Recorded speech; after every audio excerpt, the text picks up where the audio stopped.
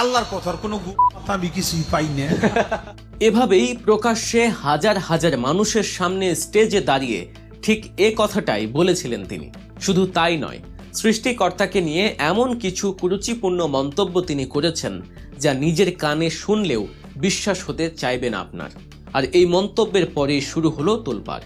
ঘটনার কিছুদিন পরে উত্তম মধ্যম দিয়ে পুলিশের হাতে তুলে দিয়েছে ক্ষুব্ধ জনতা। কিন্তু আসল কাহিনী তো এখানে শেষ নয়, বরং এখান থেকেই শুরু।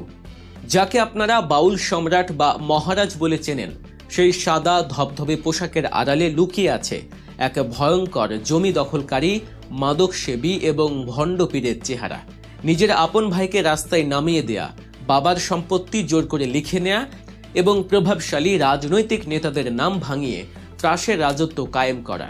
কি নেই তার আমলনামায়? বাউলিয়ানা নাকি ভণ্ডামি, আধ্যাত্মিকতা নাকি ক্ষমতার অপব্যবহার? আজকের ভিডিওতে আমরা উন্মোচন করব বাউল আবুল সরকারের মুখোশের আড়ালের সেই কুৎসিত সত্য, যা জানলে আপনার পায়ের নিচ থেকে মাটি সরে যাবে।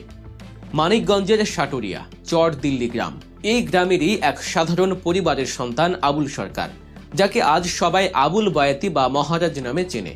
কিন্তু এই মহারাজের সিংহাসনের পেছনের ইতিহাসটা মোটেও মসৃণ নয়। প্রাতিষ্ঠানিক শিক্ষার দৌড় খুব বেশি নয়, মাত্র পঞ্চম শ্রেণী।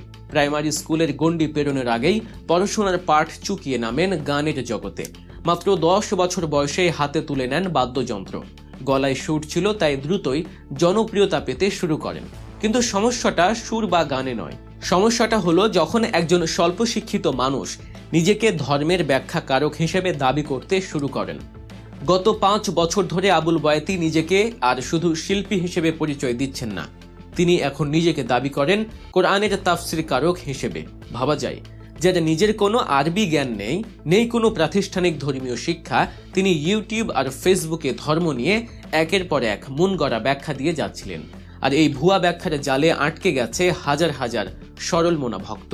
কিন্তু আবুলের এই উত্থানের পেছনের আসল রহস্য কি? শুধুই কি গান? একদমই না। তার এই দাপটের পেছনে ছিল শক্তিশালী রাজনৈতিক খুঁটি। অভিযোগ আছে, বিগত আওয়ামী লীগ সরকারের আমলে প্রভাবশালী মন্ত্রী এবং মানিকগঞ্জের স্থানীয় নেতাদের সাথে তার ছিল বিশেষ দহরম মহরম।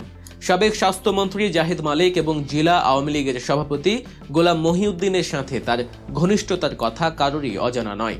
আর এই ঘনিষ্ঠতাকেই তিনি ব্যবহার করেছেন ঢাল হিসেবে। দিনের পর দিন ধর্ম অবমাননা করেছেন, মানুষের জমি দখল করেছেন, কিন্তু কেউ তার বিরুদ্ধে টু শব্দটি করার সাহস পায়নি, কারণ তার মাথার উপর ছিল ক্ষমতার ছায়া। ভিডিওর এই পর্যায়ে একটি ছোট্ট অনুরোধ, আমাদের এই অজানা সত্য উদ্ঘাটনের প্রচেষ্টা যদি আপনাদের ভালো লাগে, তাহলে এখনই গল্প নিউজ চ্যানেলটি সাবস্ক্রাইব করে বেল আইকনটি চেপে দিন, কারণ আমরাই তুলে আনি খবরের পেছনের আসল খবর। ফিরে আসছি মূল ঘটনায়। আবুলের ভণ্ডামির পরিধি কতটুকু তা বুঝতে হলে তাকাতে হবে তার পারিবারিক জীবনের দিকে। 7 ভাই বোনের মধ্যে আবুল দ্বিতীয়। তার ছোট ভাই জাহাঙ্গীর আলম একজন মসজিদের ইমাম। বুঝতেই পারছেন, এক ভাই বাউল, আরেক ভাই ইমাম। বিরোধ তো থাকতেই পারে, কিন্তু এই বিরোধ শুধু আদর্শিক জায়গায় থেমে থাকেনি, এটি রূপ নিয়েছিল এক জঘন্য সম্পদ দখলে। আবুল বয়াতি তার বাবার 61% জমির মধ্যে একাই কৌশলে 45% নিজের নামে লিখে নেন। অভিযোগ আছে, বাবাকে ঔষধ খাইয়ে জাদুটোনা করে মানসিক ভারসাম্যহীন বানিয়ে ওই জমি তিনি হাতিয়ে নিয়েছেন। নিজের আপন ভাই বোনদের তিনি তাদের ন্যায্য অধিকার থেকে বঞ্চিত করেছেন। এখানেই শেষ নয়, 2019 সালের একটি ঘটনা শুনলে আপনি শিউরে উঠবেন। আবুলের বাড়ির পাশে তার ছোট ভাই ইমাম জাহাঙ্গীরের 5% জমির ওপর একটি ছোট্ট ঘর ছিল, কিন্তু আবুল বয়াতির নজর পড়ে সেই জমির ওপর। একদিন তিনি তার শত শত ভক্ত আর সাঙ্গপাঙ্গদের নিয়ে হামলা চালান নিজের ভাইয়ের বাড়িতে। পুলিশের উপস্থিতিতেই তার ভক্তরা ভাইয়ের ঘরটি ভেঙে গুঁড়িয়ে দেয় এবং সেই ধ্বংসাবশেষ পাশের পুকুরে ফেলে দেয়। চিন্তা করুন, কতটা ক্ষমতাধর হলে পুলিশের সামনে দাঁড়িয়ে অন্যের ঘর ভেঙে ফেলা যায়। আর সেই সময় স্থানীয় রাজনৈতিক নেতারা ঘটনাস্থলে উপস্থিত থেকে এই অন্যায়ে সমর্থন জুগিয়েছিলেন। আবুল বয়াতি নিজেকে পীর দাবি করেন। তিনি প্রচার করেন যে ভারতের আজমির শরীফ থেকে তিনি নাকি খেলাফত পেয়েছেন। 2007 সালে তিনি দাবি করেন পীর সৈয়দ হাসিব আল হাসান রিজভির কাছ থেকে তিনি খেলাফত লাভ করেছেন। এরপর নিজের নামের সাথে জুড়ে দেন বিশাল সব উপাধি, সৈয়দ গোলাম মহারাজ আবুল সরকার আল চিস্তি নিজামি। কিন্তু পুলিশের জিজ্ঞাসাবাদে বেরিয়ে এসেছে আসল সত্য। কেন তিনি হঠাৎ পীর হওয়ার দাবি করলেন? উত্তরটা খুবই সোজাসাপটা, টাকা। গানের আয়ের পাশাপাশি অতিরিক্ত টাকা কামানোর লোভেই তিনি পীর সাজার নাটক শুরু করেন, যদিও তার এই পীর হওয়ার দাবি খুব একটা ধোপে টেকেনি, কারণ তার গানের ভক্ত যতটা জুটেছিল মুরিদ ততটা জোটেনি। তবে আবুলের জীবনে নাটকীয় তার কোনো কমতি নেই। জমি দখলের ওই ঘটনার পর থেকেই নাকি তার শরীরে শুরু হয় এক অদ্ভুত রোগ, প্রচণ্ড চুলকানি। চিকিৎসকরা কোনো চুল কিনারা করতে পারছিলেন না, সিঙ্গাপুর পর্যন্ত গিয়েও কোনো লাভ হয়নি। অবশেষে তিনি সিদ্ধান্ত নিলেন পোশাক বদলানোর। রঙিন পোশাক ছেড়ে তিনি ধরলেন সাদা কাপড়। এখন তিনি কাফনের কাপড়ের মতো সাদা পোশাক পরে থাকেন। অনেকে বলেন এটি তার পাপের ফল, আবার তার ভক্তরা একে দেখেন আধ্যাত্মিকতার লক্ষণ হিসেবে। কিন্তু সাদা পোশাক কি মনের কালো দাগ ঢাকতে পারে? সম্প্রতি যে ঘটনাটি তাকে কারাগারে পাঠালো তা ছিল তার দীর্ঘদিনের অধ্যত্বের ফল। একটি পালা গানের আসরে তিনি আল্লাহ, কোরআন এবং নবীজি সাল্লাল্লাহু আলাইহি সাল্লামকে নিয়ে এমন কিছু মন্তব্য করেন যা সরাসরি ধর্মীয় অনুভূতিতে আঘাত হানে। তিনি বলেন, আল্লাহর কথার কোনো মাথা আমি কিছুই পাই না। তার এই বক্তব্য ভাইরাল হতেই ফুঁসে ওঠে সাধারণ জনতা। ধর্মপ্রাণ মুসল্লিরা তাকে ঘিরে ধরে এবং গণধুলাই দিয়ে পুলিশের হাতে তুলে দেয়। এখন প্রশ্ন হলো, আবুল কি একা, নাকি এর পেছনে এখনো কোনো শক্তি কাজ করছে? তাকে গ্রেফতারের পর একদল তথাকথিত প্রগতিশীল এবং বাউল শিল্পী তার মুক্তির দাবিতে মশাল মিছিল বের করেছে। তারা বলছে বাক স্বাধীনতার কথা, কিন্তু বাক স্বাধীনতা মানে কি অন্যের ধর্মে আঘাত করা?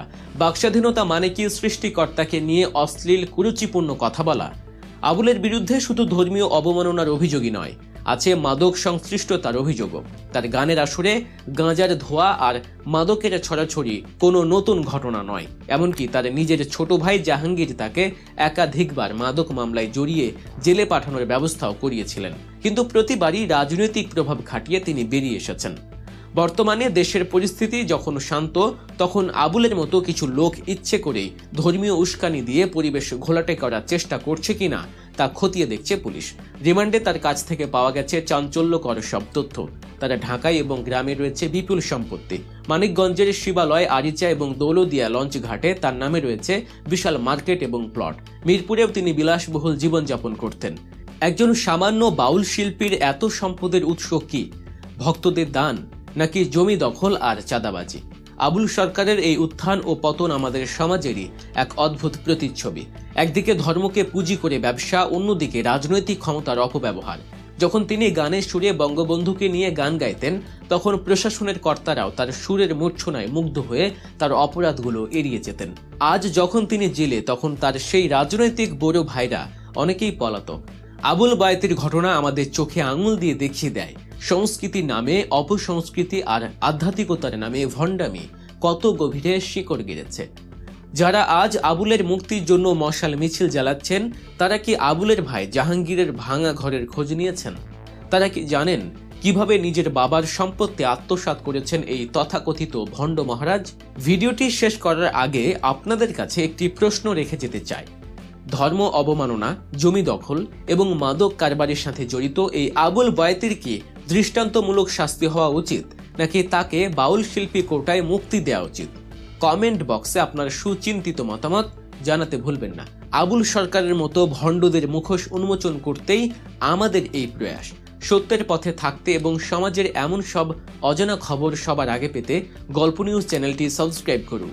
দেখা হবে আগামী ভিডিওতে নতুন কোনো চাঞ্চল্যকর তথ্য নিয়ে। সেই পর্যন্ত ভালো থাকুন, সুস্থ থাকুন।